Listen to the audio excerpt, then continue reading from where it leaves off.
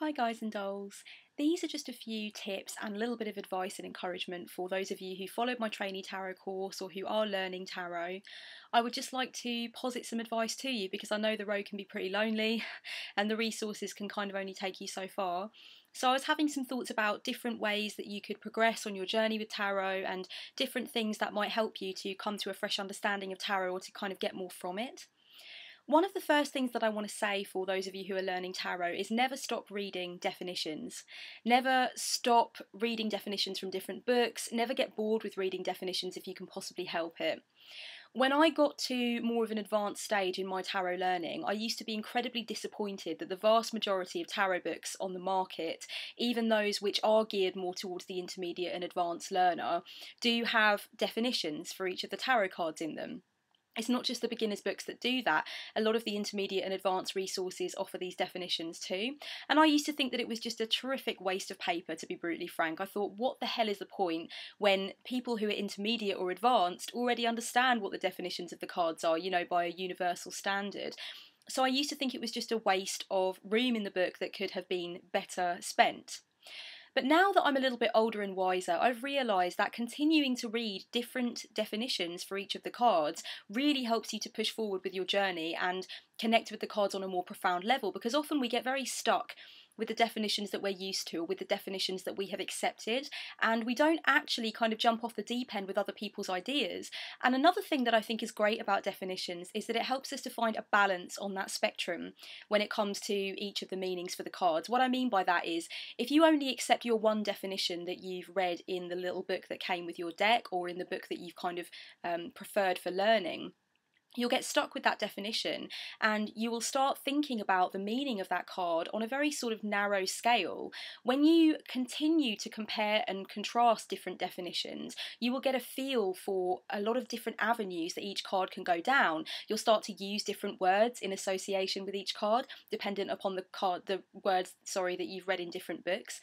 So that's really useful. And also you just get a sense for the overall feel of a card without getting stuck with that one accepted definition that you've got in your brain box that isn't really challenged by anything else. So I think it's a really good idea to carry on reading definitions from different books. And often if I pick a book out of my shelf because I'm looking for a specific thing, like something I'm trying to teach or something that I've forgotten that I'm trying to pick up again, I will often, out of interest, just have a quick flick through the definitions as well, just to keep myself fresh and to keep my mind expanding.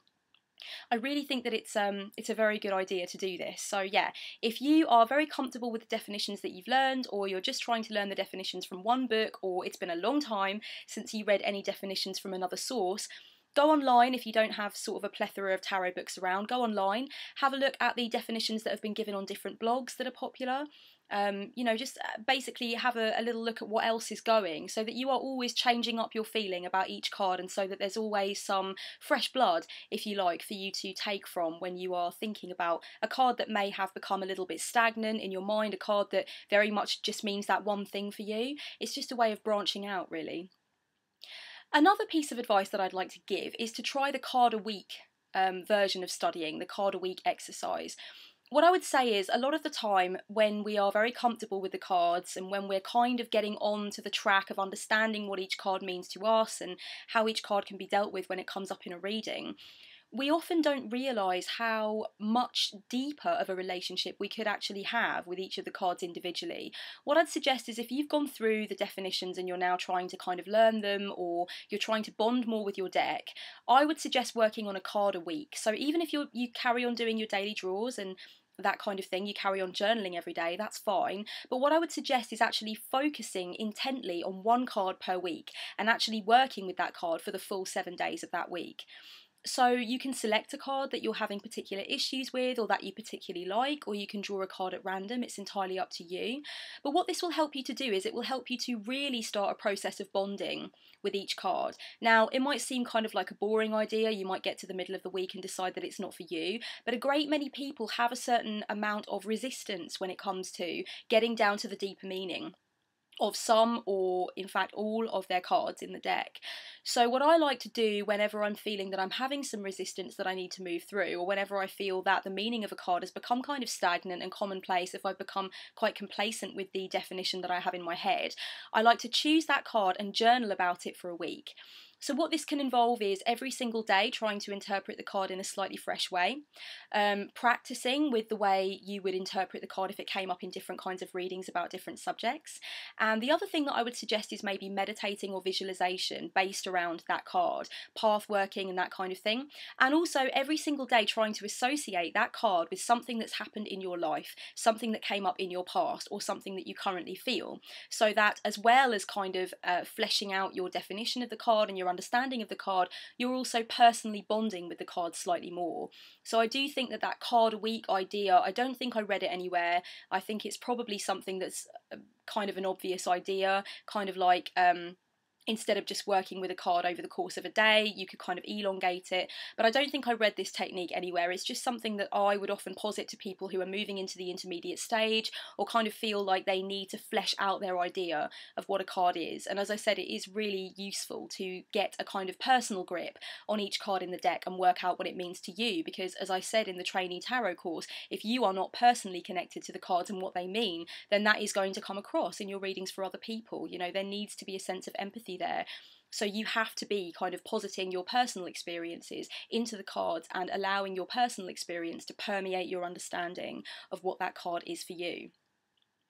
I would also recommend that now might be a good time for you to identify your problem cards. And I did talk about this in the course, the trainee tarot course. I also talk about it on my blog. Identifying the cards that you feel a certain amount of resistance towards, or that you have certain issues with, or that you don't like to see come up, can be very illuminating. And if there are those cards that you feel resistance towards, or that you are finding difficulty remembering their definitions, that kind of thing, now might be a perfect time to actually drag those cards out and give them some of your more serious and focused attention. I think that often when we don't treat our deck as a holistic whole, when we don't treat it as a fully integrated 78 card tool, then there are always going to be some points at which our understanding is quite shallow, or at which our understanding is not going to translate into a very useful and nurturing reading. So if you do have those problem cards or those negative cards, those cards that you don't feel quite right about, whether that comes from a place of emotional response or whether it just comes from an inability to be able to quite remember exactly what they mean, I would suggest dragging them out now and doing some focused work on them. A lot of the time when we have resistance to the understanding of an idea or the understanding of a concept, we don't actually know where that resistance is coming from. We don't realise where its genesis is. But when we actually get into the trying to understand the card on a deeper level, then we see where our resistance has come from. And sometimes it can just be that the card isn't particularly memorable to you, or that you don't have as many personal associations to lay upon the card as you would to other cards in the deck. But whatever it is, if you start trying to work through your negative cards, I really feel that it gives you a deeper understanding of how to use the tool of tarot in a more holistic sense. It also might be time for you to start experimenting with freeform instead of using spreads. Now, even at the beginning stage with tarot, people have different ways of actually laying out a spread and interpreting it. Most people, I think, during the beginning stages like to use spreads that they found in books or on the internet. I think that free form with tarot, so that's readings where there is actually no spread and there are no accepted positions. It's just free form, 4 cards, 6 cards, 10 cards, and then you kind of intuitively just let the messages come to you. I think for a lot of people that's more for intermediate or advanced learners. Most beginners like to start with spreads that they've seen online or in books, so that they have the positions there, and that's actually a much easier way for most people to learn. For some people though, it's the other way around. They don't really like to use spreads with accepted positions straight away. They like to do it freeform first of all, so they can let the ideas come to them and allow those memories of the accepted definitions to come to them without having the added pressure of all these different positions like past, present, future, obstacle, challenge, action, reaction. You know, that kind of muddles people up a little bit when they're beginners. So it is very different. It's horses for courses. It's whatever flicks your personal switch, I suppose. What I would suggest is if you've so far only been using quite regimented spreads with positions that you found in books or online, try now experimenting with freeform. So just put the idea of positions to one side, don't worry about the layout of the spread, don't worry about how it looks or getting it exactly how it is in the book that you're using. Just try free form spreads. So keep a focus area in mind or a question in mind, and then just practice putting out 3, 6, 9 cards and just go with your intuition. Just kind of tie it together in a very intuitive way that doesn't involve set positions at all, and see how you fare with that. And likewise, if you are more of a free-form tarot learner and you don't really like using accepted positions in a regimented spread that has been formulated either by yourself or somebody else, now might be the time to practice with those spreads and practice working in accordance with positions that have already been decided upon, because that's often very important as well, especially if you're reading for other people. A lot of people who read tarot for others will always use the free-form idea where they don't have set positions, they just use the messages and intuitively kind of posit them as advice. But for me, a lot of the clients that come to me have very specific focus areas, and they would like to get in touch with those focus areas in a very profound sense, and they're also looking to me for a lot of pragmatic spiritual counselling and advice. So for me, it's very useful to have set positions. If I see, for example, that a client wants to look into their relationship with this other person, the past influences, but also where it's going in the future, but they also want to look into any experiences they may be having to do with their own past and their childhood, which may be affecting the relationship.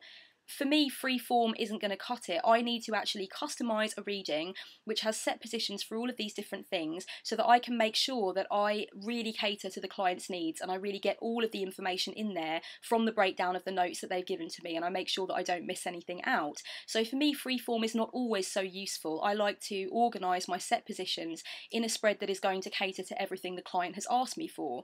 However, I do also feel very comfortable with free form readings, and I think it's very important to feel comfortable with those readings, particularly when it's a very generalised spread or when it's got to do more with helping the client get in touch with their own spiritual intuition, but they're not really quite sure where to start with it, or they don't have a specific focus area, they just know that something is a little bit wrong or topsy-turvy. Sometimes freeform is the way to go. So I do think that both methods of reading have their advantages. So I think it's very important, if you've been favouring one so far on your journey, to give the other a go and see how you fare with that, you know, because I do think it's something about the skills that a tarot reader is trying to get to at this kind of stage in the learning that really kind of puts us in a position where we can't just be very, very regimented one way or the other. We need to start branching out and trying different things and experimenting.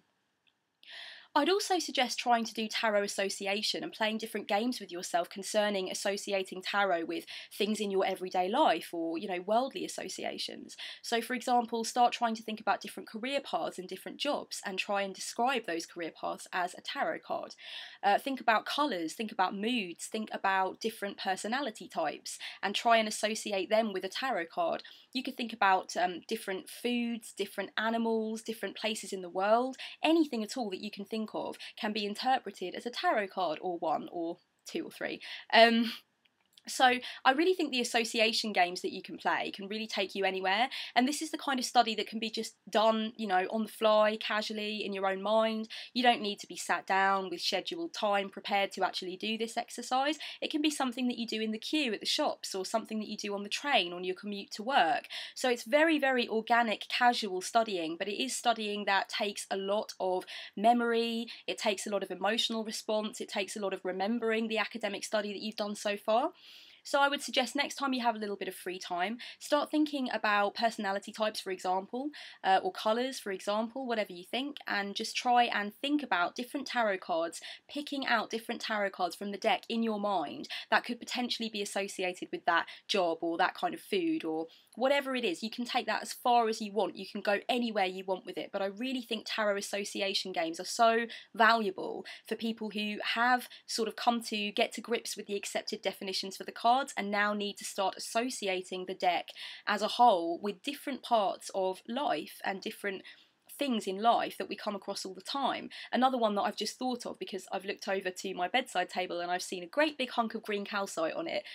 Crystals would be a good one to do. If you have a strong connection with your crystals, if you use crystals for healing or anything like that, you use crystals for magic, I would suggest trying to pick up on the energies that you feel from your crystals, or the main things that you feel your crystals are each associated with, and then try and think about that in terms of which tarot cards could represent each crystal that you work with.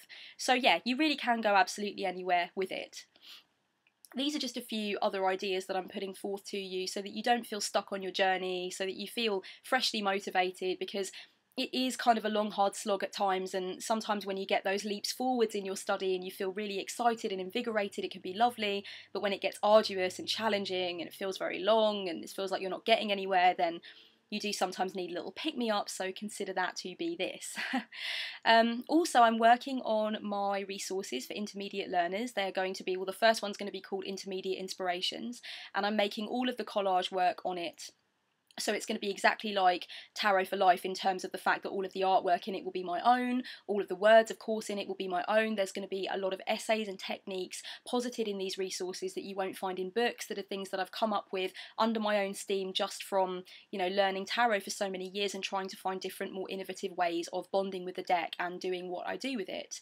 So yeah, I'm going to start offering these resources very soon. I'll let you know when that happens, but you know, if you are stuck for ideas or you would like to branch out beyond what you're doing with the books, then I would recommend that you come with me on the intermediate part of the course, and there's just going to be so many little bits and pieces that I'm doing that I'm really excited about. So I'll keep you updated on that, keep me updated on your tarot journey, let me know how it's going, and I really hope that you have a lot of high energy for it and that you're still really excited by it, because I was so happy that there was such a positive response to the trainee tarot course. It was great, and I know that it wasn't just useful to people who were picking up a deck for the first time. A few people let me know that they hadn't actually picked up their deck in years and that they actually used to be quite proficient, but they just needed that little push to get them back onto the tarot journey again. So yeah, let me know how your tarot journey is going, and I hope it's going well for you. Blessed be.